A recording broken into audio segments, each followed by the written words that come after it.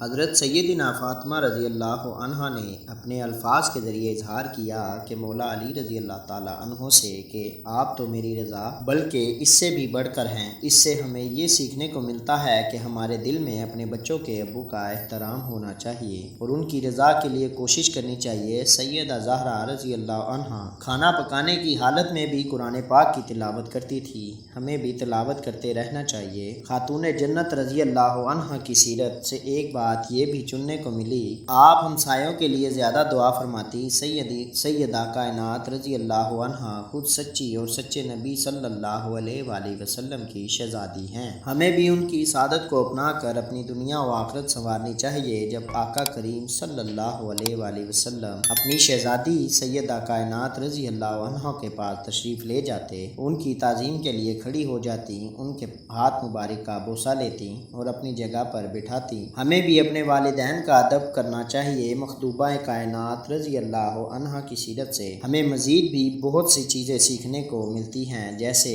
نظر، سخاوت، اثار، کھانا کھلانا، سادگی، عاجزی وغیرہ۔ آپ رضی اللہ عنہا غربت پر صبر کرتیں، فاقے کرتیں اور پھر بھی ہر حال میں رب تعالیٰ کا شکر ادا کرتی۔ آپ رضی اللہ تعالیٰ عنہ کا زہد یہ تھا کہ آپ رضی اللہ عنہ دنیا سے بے رغبت تھی، جس کی وجہ سے آپ کا ایک لقب زاہدہ دنیا سے کنارہ کشی اختیار کرنے والی بھی ہے۔ آپ کے پردے کا عالم یہ تھا کہ آپ رضی اللہ عنہ کا ایک بال بھی آسمان نے نہ دیکھا تھا۔ آپ نے دنیا میں ہی نہیں بلکہ بعد از وصال بھی پردے کا احترام رکھا، یعنی فاطمہ رضی اللہ تعالیٰ عنہ کی طرح پرہیزگار پردہ دار بنو تاکہ گود میں شبیر نامدار امام حسین رضی اللہ تعالیٰ عنہ جیسی اولاد دے۔ سیدنا فاطمہ رضی اللہ تعالیٰ عنہ کی سیرت کا مطالعہ کرنے سے یہ پتہ چلتا ہے کہ آپ خانہ داری کے امور میں کسی رشتہ دار یا ہمسائے کو مدد کے لیے نہ بلاتی، نہ کام کی کثرت اور کسی قسم کی مشقت سے گھبراتی، چاہے خود فاقے سے ہوں، جب تک شوہر اور بچوں کو نہ کھلا لیتی، خود ایک لقمہ بھی نہ منہ میں ڈالتی۔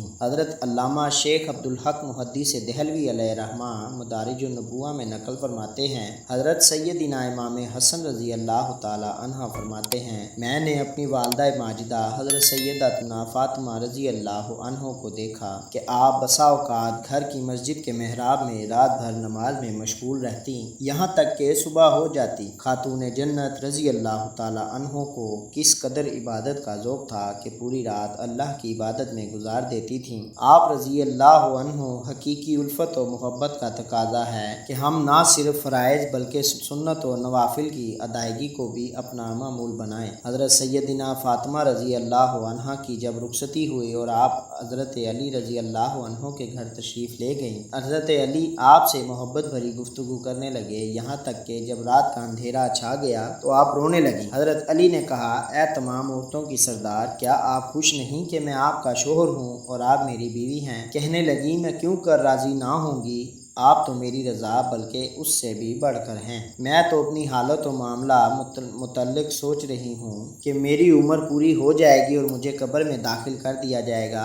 آج میرا عزت و فخر کے بستر میں داخل ہونا کل قبر میں داخل ہونے کی مانند ہے۔ آج رات ہم اپنے رب کی بارگاہ میں کھڑے ہو کر عبادت کرنے لگے۔ اس حدیث مبارک کے الفاظ آپ تو میری رضا بلکہ اس سے بھی بڑھ کر ہیں بہت اہمیت کے حامل ہیں۔ امام حسن مجتبی رضی اللہ عنہ فرماتے ہیں کہ میں نے اپنی والدہ ماجدہ سیدہ فاطمہ رضی اللہ عنہ کو مسلمان مردوں اور عورتوں کے حق میں بہت زیادہ دعائیں کرتے دیکھا۔ میں نے عرض کیا، اے مادر مہربان، کیا بات ہے کہ آپ اپنے لیے کوئی دعا نہیں مانگتی؟ فرمایا، اے فرزند، یعنی پہلے ہمسائے ہیں پھر گھر۔ خاتون جنت کی سیرت سے ہمیں یہ پتہ چلا کہ آپ رضی اللہ عنہ ہمسایوں کے لیے زیادہ دعا فرمایا کرتی اور فرماتی، پہلے ہمسایہ ہے پھر گھر۔ ایک ہم نادان ہیں کہ ہمسایوں کا ہمیں خیال تک نہیں، ہم اپنے گھر میں طرح طرح کے کھانے کھاتے ہیں، عمدہ عمدہ ملبوسات پہنتے ہیں اور ہم میں سے بعض کے ہمسایوں کو یہ چیزیں میسر نہیں ہوتی اور ہمیں ان کا خیال تک نہیں ہوتا،